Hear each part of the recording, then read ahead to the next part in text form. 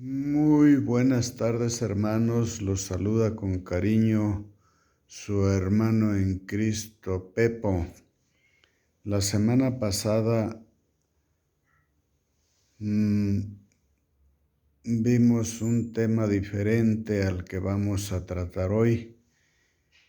Con frecuencia oímos la pregunta o nos hacen la pregunta de ¿quién es Dios? Los obispos de Latinoamérica reunidos en la Conferencia Episcopal Latinoamericana nos dijeron la base de el credo de los apóstoles, que es el que predica y en el que cree la Iglesia Católica.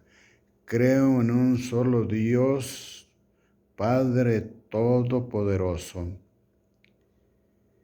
Y el verdadero anuncio del reino de Dios, que es el que va contra la doctrina de quienes asumen una cultura idolátrica como absoluta.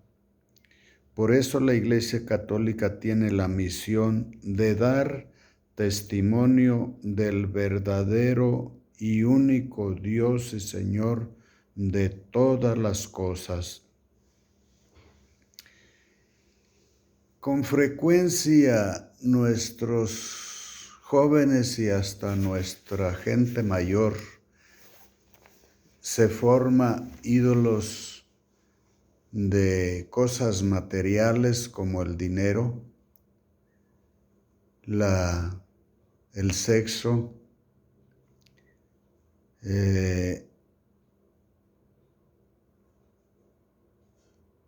la ambición en poseer más de lo necesario. Nos podemos hacer hoy en día ídolos con mucha facilidad, poniendo nuestro corazón en el poder, tener y valer. Y a veces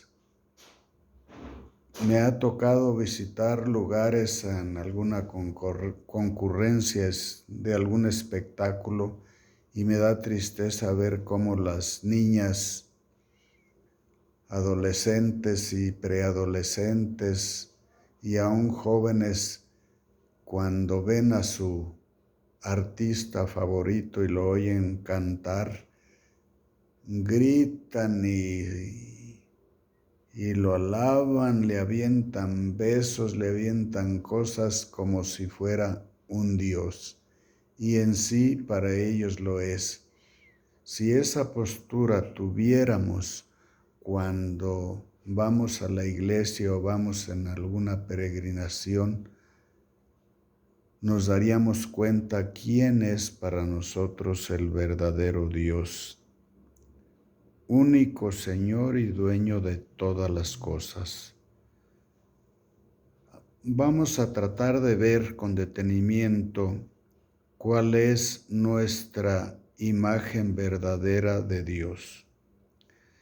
La Santa Iglesia Católica cree y confiesa que hay un solo Dios verdadero y vivo, Creador y Señor de todo cuanto existe, omnipotente, primero que cualquier otra cosa y eterno, el Alfa y la Omega, el principio y el fin, si se puede decir que tiene principio y que tiene fin. Dios es increado, Dios no tiene origen, por consiguiente tampoco tendrá fin. Segundo, es perfecto en todo, ya que si no lo fuera no sería Dios. Una respuesta clara la encontramos en el libro del Génesis, en los momentos de la creación, cuando después de la creación de cada ser viviente, de cada cosa en el mundo, al final cuando crea al hombre a su imagen y semejanza, dice la Biblia, y vio Dios que todo era bueno, y vio Dios que todo estaba bien hecho. Sin duda eso mismo aceptamos en nuestra fe como Iglesia católica y apostólica. Dios se ha mostrado siempre cerca de nosotros. Lo vimos en el tema de la semana pasada, en el ejemplo de la vivencia que les platiqué acerca de mi amigo y hermano en Cristo, presunto suicida, cómo en ese momento de agonía se encontró con el verdadero y único Dios, y así lo predica.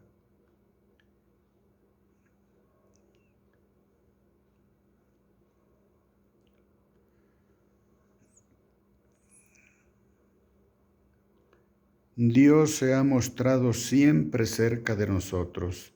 También lo vimos en el tema de la semana pasada, pero nosotros queremos encontrarnos con Él cara a cara, como encontrarnos con un amigo, un pariente, un compadre o alguien que tenemos tiempo sin ver.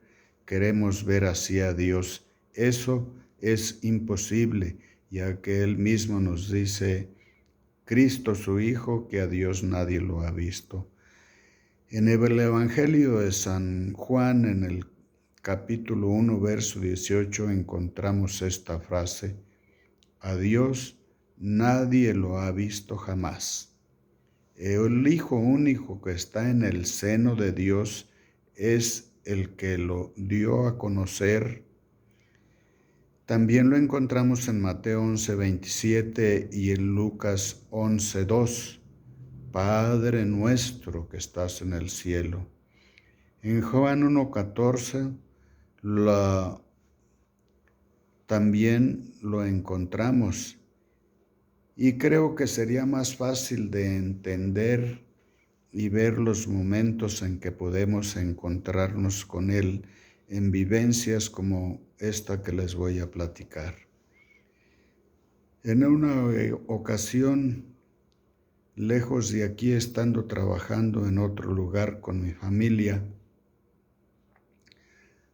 mi hija más pequeña de 3 años se quedaba conmigo en el negocio mientras los demás iban a comer. Luego ella se iba conmigo en mi motocicleta. En una ocasión, después de unos 10 minutos de ir con ella en el asiento trasero de la moto y ella abrazada a mi cintura, empecé a sentir su cabecita muy caliente, muy caliente, algo característico en una criatura cuando se está quedando dormida. Me paré pensando que así sería y así fue. La estiré el brazo hacia atrás, la desperté y la pasé adelante. Le dije, mija, está bien que sea tu padre y que tengo el deber de cuidarte, pero no te fíes tanto. Te quedaste dormida, ¿qué tal si no me doy cuenta?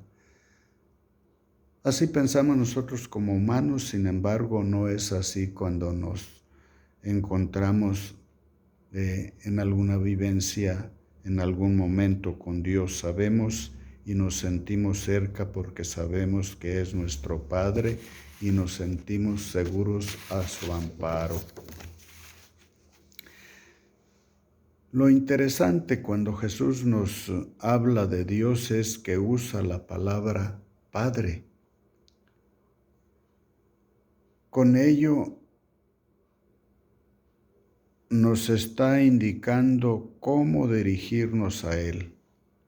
Así nos lo recomienda San Lucas en su capítulo 11, verso 2, porque llamarlo Padre es sentirnos cerca de Él, protegidos por Él, apapachados por Él.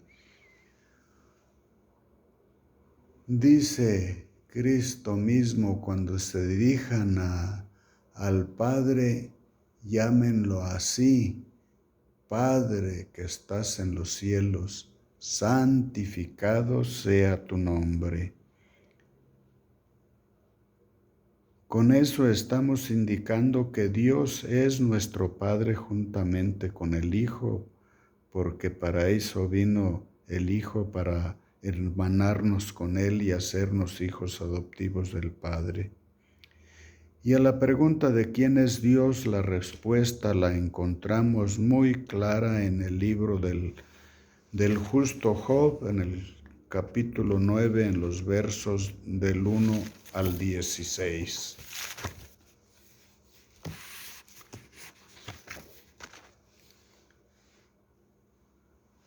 Voy a interrumpir un poco de este tema, porque cuando lo estaba preparando, enseguida, sin terminar, salimos a misa y a la proclamación del Evangelio y la reflexión que el Padre nos hacía de este pasaje, a mí siempre me ha cuestionado mucho y me ha gustado mucho el Evangelio de San Mateo en la parte de los capítulos que forman el Sermón de la Montaña. En el capítulo 5, en los versos 3 a 10, encontramos las principales bienaventuranzas. Y es una parte del Evangelio que siempre me ha hecho reflexionar mucho sobre la actitud que debemos tener nosotros como hijos de Dios. Y voy a proclamar esta parte, los versículos del capítulo 5, los versículos del 3 al 10. Y vamos a ver cuáles son las promesas en esta parte del Sermón de la Montaña. Pongamos mucha atención, voy a proclamarlo con calma para que pensemos un poco y después de unos segundos yo les voy a hacer la reflexión que desde hace muchos años me vengo haciendo. Dice así: son palabras que el Espíritu Santo pone en labios del evangelista San Mateo. Dice: felices los pobres de espíritu, porque de ellos es el reino de los cielos. Felices los que lloran, porque recibirán consuelo. Felices los pacientes, porque recibirán la tierra en herencia. Felices los que tienen hambre y sed de justicia, porque serán saciados. Felices los compasivos, porque obtendrán misericordia. Felices los de corazón limpio, porque ellos verán a Dios. Felices los que trabajan por la paz, porque serán reconocidos como hijos de Dios. Felices los que son perseguidos por causa del bien, por causa del Evangelio, porque de ellos es el reino de los cielos. Desde la primera vez que tuve esta oportunidad de leer esta parte del Sermón de la Montaña, me sigo cuestionando y analizando a mí mismo y en mi entorno de las palabras que el Espíritu Santo pone en labios del evangelista. Si nosotros meditáramos un poquito, notaríamos una gran diferencia entre el versículo 3 y el verso 10 y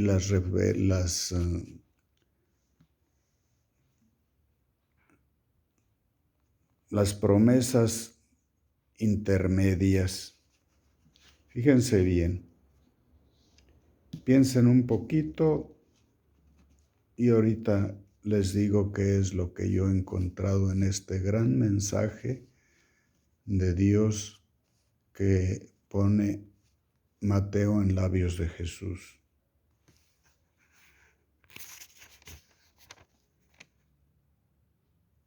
Felices los que tienen espíritu, los que son pobres de espíritu, porque de ellos es el reino de los cielos. Ese es el verso 3.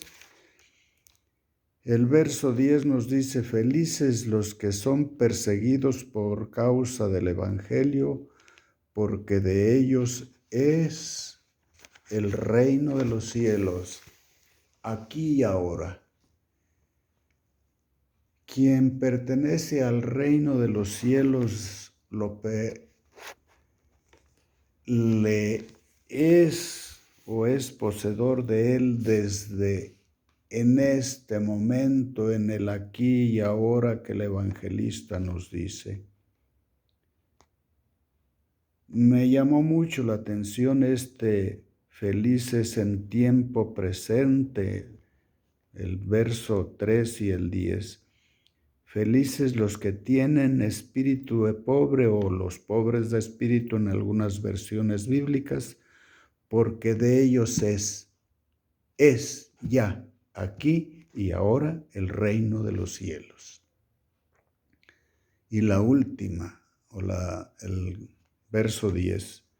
Felices los perseguidos por causa de la verdad o por causa del evangelio en algunas versiones, porque de ellos es el reino de los cielos.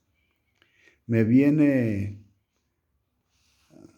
o me hace meditar en el Padre Nuestro y en el aquí y ahora de estas dos bienaventuranzas. Si nosotros desde un principio adoptamos como católicos a Dios como Padre y Señor de todas las cosas y nos acercamos a Él como hijos y sentimos la confianza de hijos, siempre estaremos protegidos y de nosotros es aquí y ahora el reino de los cielos. Es muy difícil de poder hacer entender esta situación, pero para mí en las bienaventuranzas se nos está diciendo que el reino de los cielos para quien quiere poseerlo desde ahora y aquí es siendo pobres de espíritu y perseguidos por causa del Evangelio, por causa de la verdad, de ellos, de quienes crean o creamos así, es aquí y ahora el reino de los cielos. Las demás bienaventuranzas dicen, bienaventurados los que lloran porque recibirán consuelo a futuro, dependiendo de la confianza que tengan o tengamos en Dios. Felices los pacientes porque recibirán la tierra en herencia, los que tienen paciencia y buscan a Dios con verdad. Felices los que tienen hambre y sed de justicia, porque serán saciados a futuro. Y así, para no alargarles, las restantes todas son a futuro, mientras que los poseedores del reino aquí y ahora somos o son los pobres de espíritu y los perseguidos por causa del Evangelio.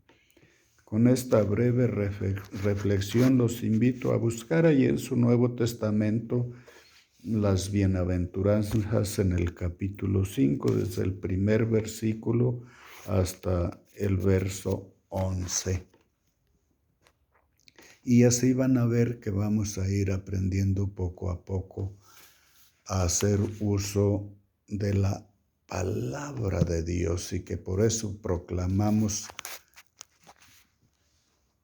alguna parte del Evangelio y decimos al final, es palabra de Dios, porque es Dios que nos habla. Muy buenas tardes, noches, hermanos, y pensemos un poquito en esto. Hasta luego, su hermano en Cristo, Pepo.